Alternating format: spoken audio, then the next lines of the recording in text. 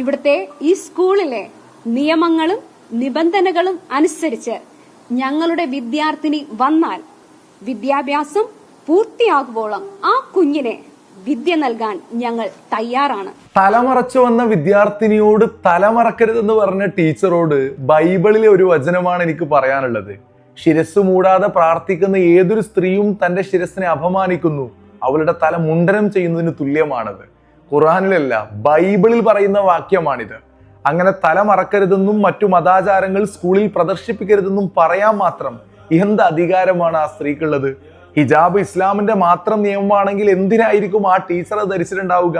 ബൈബിളിൽ കൊറിന്തോസ് 11-ാം അധ്യായത്തിൽ 5-ാം വാക്യം, ശിരസ് മൂടാതെ പ്രാർത്ഥിക്കുകയോ പ്രവചിക്കുകയോ ചെയ്യുന്ന ഏതൊരു സ്ത്രീയും തന്റെ ശിരസിനെ അപമാനിക്കുന്നു, അവളുടെ തല മുണ്ഡനം ചെയ്യുന്നതിന് തുല്യമാണത്.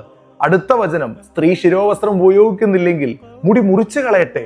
മുടി മുറിക്കുന്നതും തല ക്ഷൗര്യം ചെയ്യുന്നതും അവൾക്ക് ലജ്ജാകരമെങ്കിൽ ശിരോവസ്ത്രം ധരിക്കട്ടെ എന്നും കാണാം.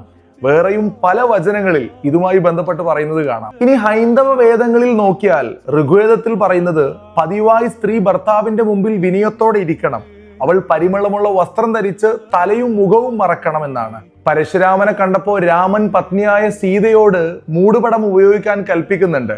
അതുപോലെ രാമായണത്തിലെ യുദ്ധകാണ്ഡത്തിൽ സീത പറയുന്ന ഒരു രംഗമുണ്ട്, പ്രഭോ, ഞാൻ എന്റെ മറവ് മാറ്റി നിന്റെ മുമ്പിൽ വന്നിരിക്കുന്നു, ഇനി എന്റെ തലമൂട് നീങ്ങി നിന്റെ കൃപയാൽ ഞാൻ നിസ്സംഗയായിരിക്കുന്നു.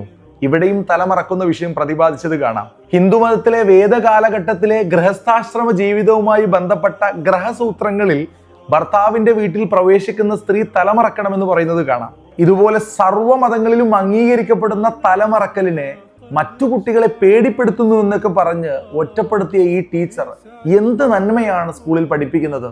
അല്ലെങ്കിലും ടീച്ചറുടെ തലയിലുള്ള തട്ടത്തിനില്ലാത്ത എന്ത് ഭയമാണ് ആ വിദ്യാർത്ഥിനിയുടെ തട്ടത്തിനുള്ളത്?